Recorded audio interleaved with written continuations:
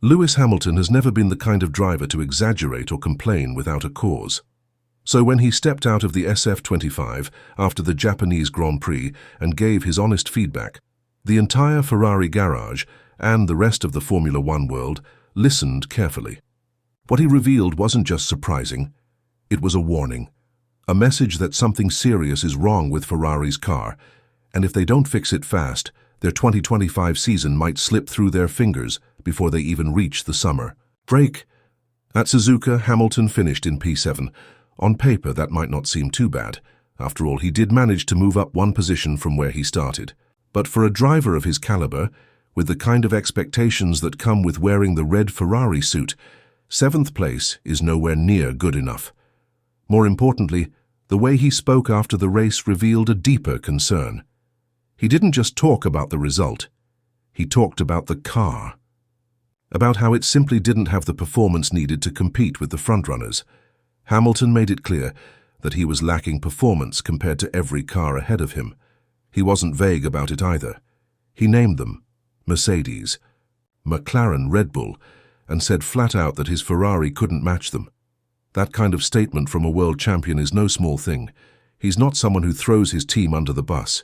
So when he calmly explains that he's been underperforming for 3 straight races because of an unresolved problem, it's time to take that seriously. The issue seems to go all the way back to the season opener in Bahrain. According to Ferrari, they've now identified a mysterious part that's been dragging the SF25 down ever since. That should be good news. But here's the catch. They still don't fully understand why it's happening. Hamilton himself admitted that the team is aware of the issue but doesn't know what's causing it. It's like going to a dentist who tells you there's definitely a toothache. They just can't figure out which tooth is hurting. That's not something any driver wants to hear, especially not one chasing his 8th world title. Hamilton revealed that the fault is costing him over 1/10 of a second per lap.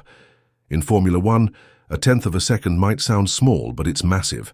At a track like Suzuka, that can mean the difference between starting on the front row and being buried in the midfield. And in races where overtaking is tough, that 1/10 can ruin your whole Sunday.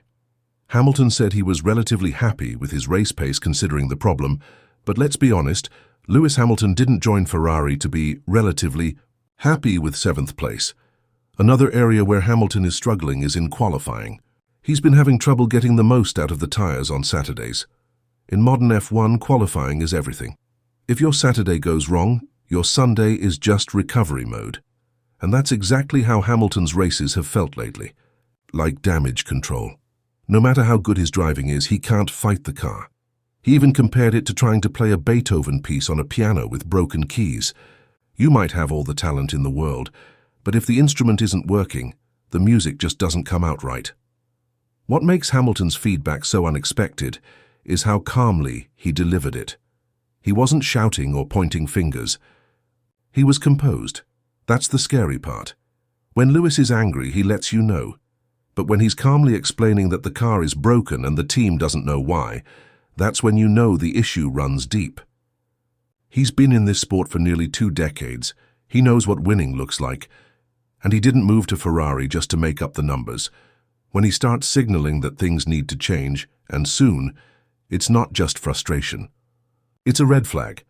Ferrari brought in Hamilton, not just for his driving skills, but for his leadership and experience.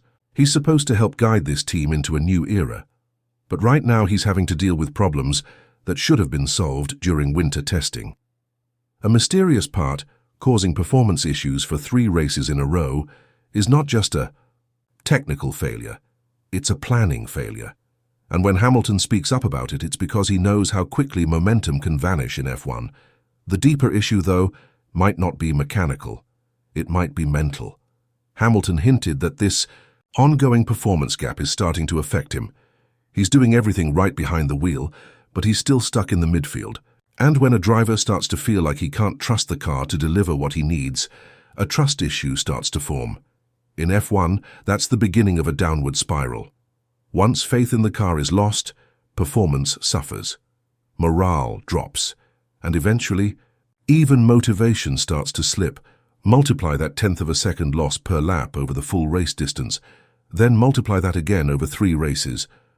What you get isn't just a time gap, it's a widening hole in Hamilton's championship hopes.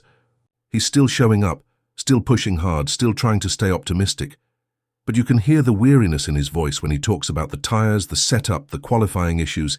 He's giving everything he's got, but it's not enough. And he knows it. Suzuka was especially painful. That track is brutal when your car isn't perfectly balanced. Sector 1, with its high-speed S-curves, demands precision. If your tires aren't in the right window, if your car is even slightly off, you lose massive time. Hamilton was trying to fight through that with a car that's been dragging a performance anchor since the first round in Bahrain. Even he couldn't make up for that. He said it plainly. Ferrari has to fix this now, not in a few weeks, not with upgrades that might work. Now. Because if they don't, he won't just be out of podium contention, he'll be mentally checked out of the whole project. And that's not what anyone at Ferrari wants. They signed Hamilton to win, and if they keep letting him down, they'll lose more than just races. They'll lose the driver they brought in to turn things around. But it's not just Hamilton sounding the alarm. Charles Leclerc also made his voice heard, in his own way. While Hamilton was battling midfield traffic and mystery faults, Leclerc was having a different kind of painful race. He finished fourth, not terrible, but miles behind the top three. He described it as annoying, and not because of any mistakes. In fact, he said the balance was good, the setup felt right, and he drove a clean weekend. But still, he couldn't keep up. That's the worst kind of frustration. When a driver does everything right, hits every target, and still finishes behind drivers he knows he should be fighting, that's a different kind of defeat. Leclerc even said they maximized the result. And in F1 speak, that's just code for the car is the problem. There was no hidden potential in the SF25 that weekend. It was just slow. He also pointed out that Ferrari was losing time everywhere, especially in Sector 1, just like Hamilton had said. That part of the track requires a car that's sharp, stable, and planted. Ferrari's wasn't.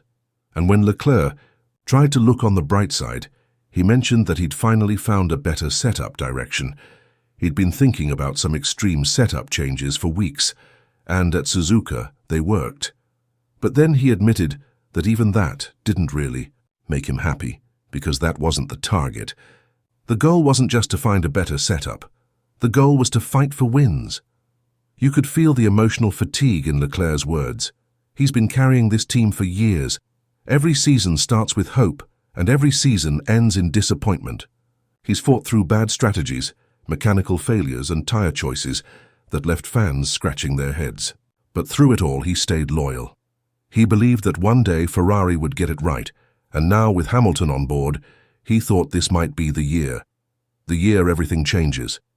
But instead, he finds himself driving a car that still isn't good enough. Hamilton didn't join Ferrari for a farewell tour. He didn't leave Mercedes just to cruise around in 7th place. He came to make history, to fight for his 8th title. And right now, the SF25 isn't letting him do that.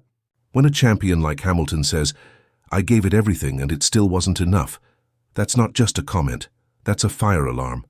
It's rare to see two elite drivers so perfectly aligned in their frustration. Usually there's some tension, some ego, a silent battle for team leadership. But right now both Leclerc and Hamilton are united, and not in celebration, but in concern. They're both pointing to the same problems, and they're both saying, this has to change. Now they see what Red Bull is doing. Verstappen is still dominating. McLaren is getting faster by the day. Even Mercedes is starting to show signs of life. Meanwhile, Ferrari is stuck trying to figure out why their car doesn't work properly, and if they don't figure it out soon, they risk being left behind. Not just in the standings, but in the minds of the very drivers they've bet their future on. This isn't just about Suzuka. It's about the direction of the entire season. Hamilton's feedback wasn't angry. It wasn't dramatic, but it was loud in its own way, calm, serious, and filled